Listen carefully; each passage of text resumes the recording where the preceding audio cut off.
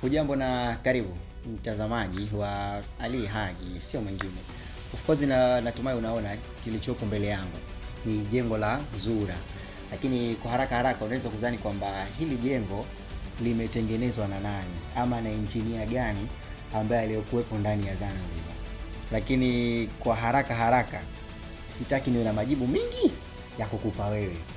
Fuatilia mwanzo hadi mwisho kwenye interview hii. Na kwenda kumtafuta mwanadada ambaye amejitolea kufanya ubunifu wa namna hii, na sio kwa jengo hili peke yake, na maanisha sio Zura peke yake.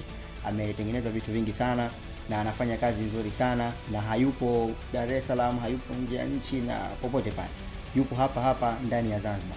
Na kusihi fuatilia interview hii mwanzo hadi mwisho kuweza kujionea vitu vingi vizuri kama unavyojionea jengo langu hili la Zura. Karibu.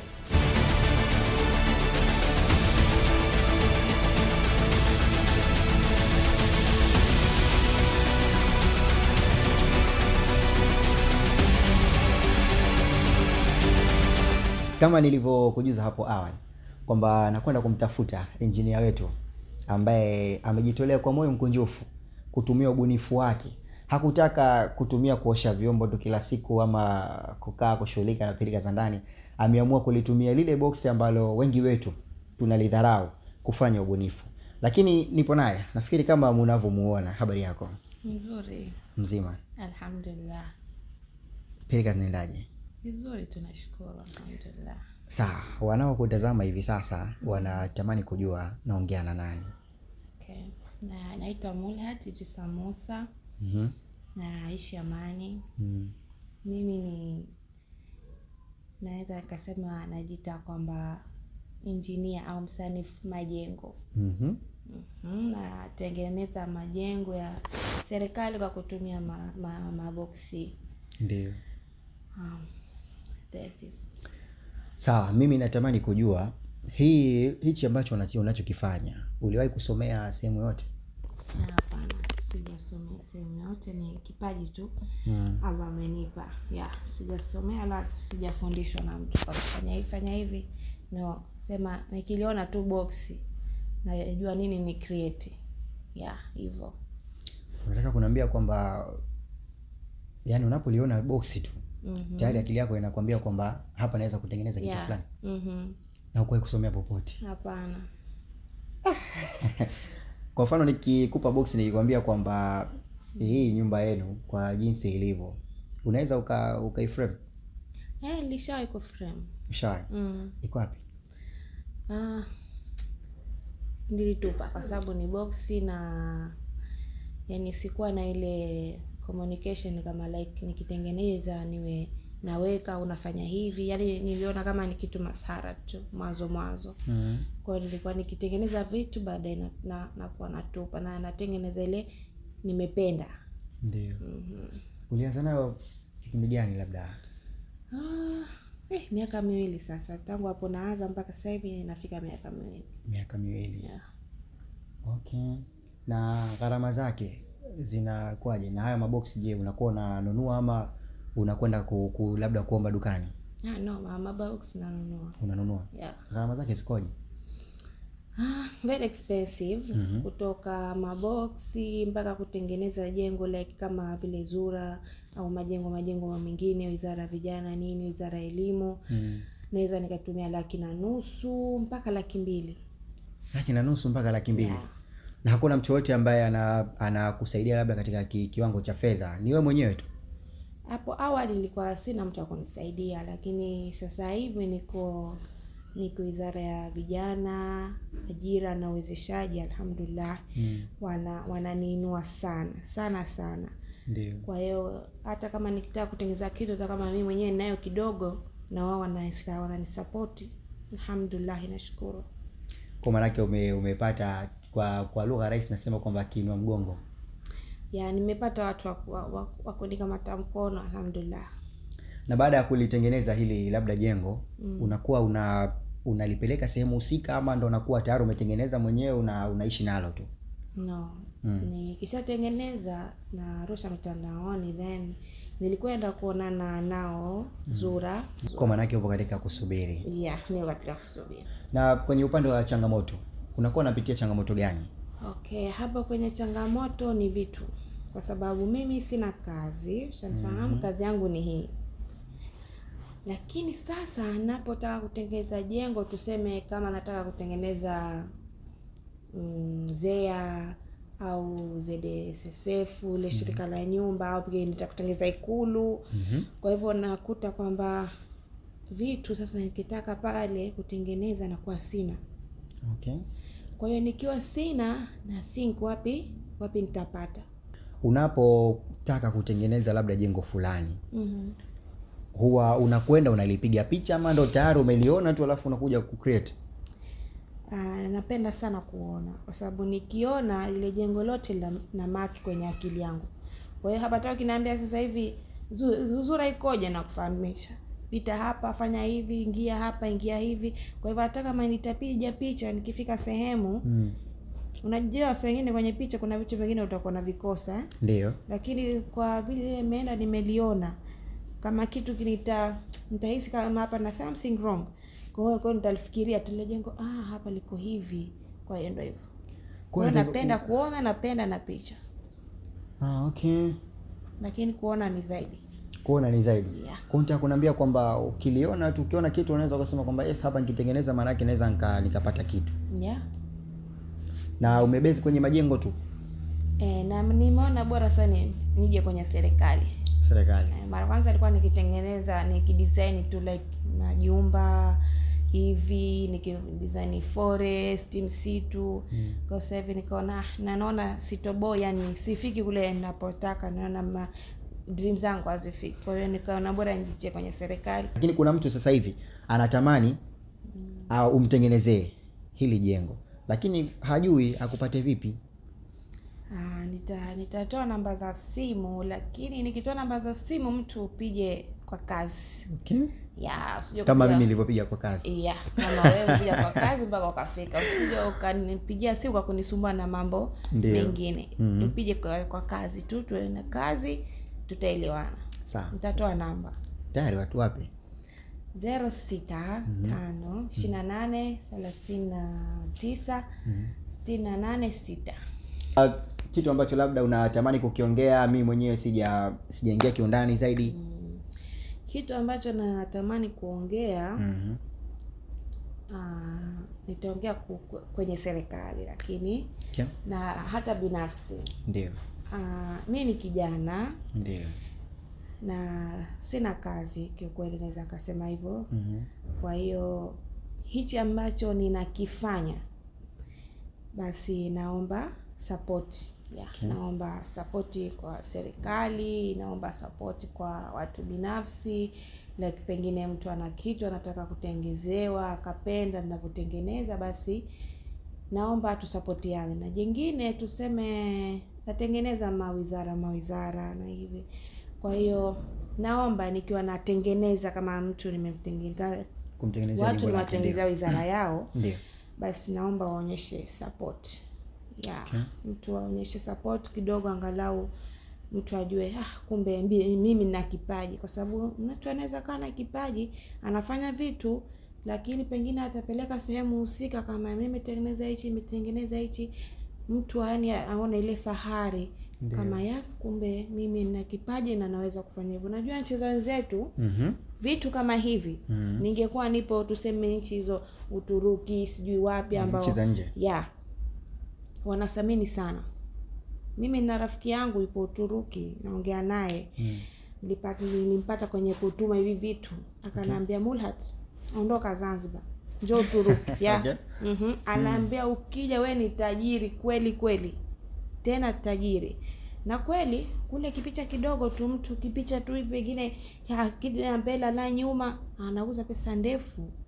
Okay. Lakini hapo unakuta mtu unatengeneza kitu yani mtu ile haonyeshi ile hamu, yani Zanzibar kweli kuna mtu anafanya vitu kama hivi. Tushazoea watu wa nje tu. Tulichana tuone wa China wanatengeneza building ile majengo makubwa, mtu anatengeza mji. Like Zanzibar pia watu kama hao wapo, na wakisupportiwa wanaweza kufika mbali. Kwa sababu hata mimi kutengeneza hivi kuna design ya visu ya kukata. kuna design ya tofauti tofauti, sio kisu tu unaweza ukachukua tu kacha. Kwa hiyo pengine mimi nikiwezeshwa naweza kufanya kuliko hichi. Lakini mimi nafikiri kutokana na hichi kitu, mimi binafsi nisiseme uongo, mimi ni mgeni wa hichi ambacho nakitengeneza. Yaani nisiwe muongo. Lakini natamani kujua kwako wewe, hii idea ni wewe tunarudi kule mwanzo, ulizalisha akilini mwako tu ama kuna mtu uliwahi kumuona katika peleka zako za kusoma huko chini skuli ama? Unajua mimi tangu niko skuli kwa ni mchoraji mzuri. Mchoraji? Yeah. Pia nachora mimi. Lakini story watu tu. Sasa kwa nini mchoro watu na kati nipo hapa? Ni mchoraji mzuri tu. Ndio. Nilikuwa najua kama ni mchoraji mzuri, lakini kwa sikuwa najua kama nina kipaji chengine cha kutengeneza. Lakini mimi naweza nikasema ni Mungu ameniletea usingizini kwa kweli, alhamdulillah. Bismillah, mashallah, hasbiyallah wa ni'mal wakeel. Yeah, kwa sababu nakumbuka siku moja ndo naanza kutengeneza hivi vitu. Nilikuja boxi, nilikuwa nimeletewa vitu na aunti yangu kidogo. Ndio. Nikaja ile boxi, nikakaa tu hivi nimekaa sina cha kufanya. Natazama ile boxi hili. Nikaanza na kisu cha nyumbani, unajua? Nilianza na kisu cha nyumbani. Nilichukua kisu, nikatengeneza mti, then juu nikaeka kijumba tu hivi. Kama cha ndege lakini si ndege, lakini ni kijumba. Ndio. Then nikasema mbona kuna kitu yani nakifikiria nakiweza. Kama nakiona hivi. Kama naona hivi yani. Basi nikakaa. Nikaanza ngoja nitengeneze forest. Nikatengeneza forest. Mbona hivi tunavyotengeneza yani ni vitu ambavyo mtu anasomea, yani aende akasomee, mimi natengeneza mwenyewe. Hapo sasa ndo nilipoanza kufunguka. Mwandishi anapotoka ndani na kuelekea sehemu, akili yake inawaza kwamba leo nikaongee kitu gani, lakini inakuonea huruma sana kwamba unakuwa ni mtu ambaye unatizama majengo sana. Kwa maana kuna tofauti na engineer kiufupi. Yani natamani hata niondoke hapa sasa. Sasa kwa nini hujenda kusoma? Kusomea? Labda kusomea ukaa na cheti rasmi ambacho hicho kitakuja kiinua, labda siku moja unatamani kwenda kuomba ajira sehemu, unakuwa na certificate rasmi. Kusoma huendi bure kwanza. Unataka pesa. Na ukitazama mimi bado sijakuwa labda naweza kujisomesha mimi mwenyewe kuhusu hichi kitu ambacho nafanya. Kwa hiyo unakuta nimesema kwamba nitafute watu ambao wako vizuri zaidi ya mimi wanafanya vitu kama hivi. Ndio. And then hao watu ndo niwafate. Wao wanifundishe tu lakini kwa kusoma au unaofia na umri tayari unajua mtu kitu ukiwa unakitaka tofauti na kuwa unalazimishwa. Ndio. Hichi mimi nataka mwenyewe. Hajatoka tu mtu akanambia Mulhat kasome engineer kafanya hivi kakate maboksi, no. Kitu ambacho nataka na kipo ndani ya damu yangu. Mimi nikikaa siku 2-3 tu kama sina kazi, siku pichi nitaota mpaka ndoto za madudududu. Nitaota. Yani sasa hivi akili yangu yani nikikaa tu yani sina kazi hizi ambazo kazi zangu nafanya, basi nakuwa kama sipo sawa. Yani kuna kama kitu kinanihangaisha. Unajisi kama hujatendea haki ule muda ambao unaopoteza bure. Hivyo. Akili yako inawaza nini? Labda unatamani kutengeneza jengo gani? Yote ya serikali. Kwa hivi sasa hivi kipi ambacho kilichokuwa labda kipaumbele zaidi? Kwa sasa hivi ndani humo kuna jengo natengeneza la ZEA. Na kuna jengo jingine natengeneza pia la ZSSF, lile shirika la nyumba. Nilikuwa na majengo mawili sasa hivi. Huenda sijui kama mapendekezo yangu yatakuwa ni sahihi ama vipi. Natamani sana kuona kwamba tunakaribia kufungua flyover ya Amani. Sasa Amani, lakini pembeni yake tuna uwanja ambayo ni New Amani Complex.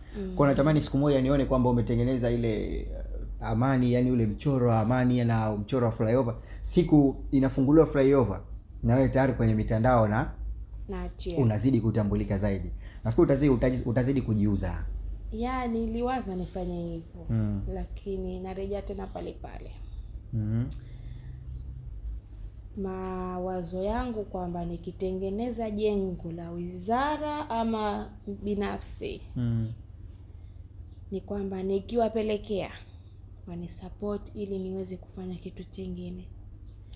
Kwa hiyo ikiwa sipati support ya natengeneza jengo, halafu wenye jengo hawana habari, yani wanaona tu kitu cha kawaida, kwa hiyo nitashindwa, hata dreams zangu zinaweza zikakatika. Sawa. Kwa sababu support na connection ni muhimu sana kwenye haya mambo. Ndio. Ukikosa connection, ukikosa support, huwezi kwenda mbele hata kidogo.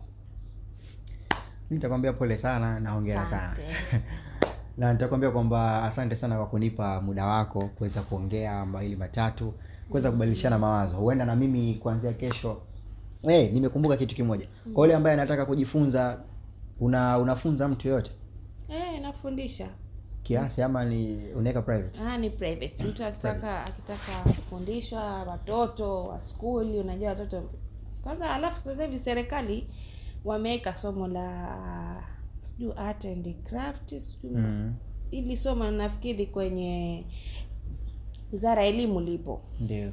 Na wanatoka sawa walimu wa maskuli wanafuata sehemu husika wafundishwe hivi ili wakafundisha watoto skuli. Ndio. Kwa hiyo hivyo mtu akitaka nafasi open. Basi na mimi nafikiri nitakuwa ni mtu ambaye sitotoka ndani, na kwa dalili kwamba nitaanza leo itakuwa sitalala hapa vipi. Mimi nitakwambia shukrani sana. Asante kwa kunipa muda wako. Bwana, kama ulivyomsikia hivi mwanzo ulitambulisha naitwa Mulhat. Kama ulivyomsikia Bibi Mulhat, kaongea mengi. Of course kuna mengine yanagusa, lakini hakuna ambacho kilichokuwa kigusi, kwa sababu tukienda kwenye mazuri maana yake ubunifu wake unakugusa. Tukienda kwenye changamoto ambazo wanazopitia, ubunifu wake pia utakugusa. Na kama imekugusa kweli, ningetamani sana kuona wewe ambaye una kipaji fulani unamtafuta yeye, ili hilo jengo lako ambalo upo nalo ndani kwako, ofisi yako, hebu njoo halafu mpe mchoro wako akuchoree. Huoni raha kwamba mtu anaingia kwenye ofisi yako, yani anaona figa nje, afu anaingia ndani tu anakutana na boksi ambalo limecreatiwa kama hiyo ofisi yako? Huoni raha? Mimi sina mengi ya kuongea. Mimi ni Ali Haji, nyuma ya kamera ni Rashid Mohamed. Tukutane wakati mwingine.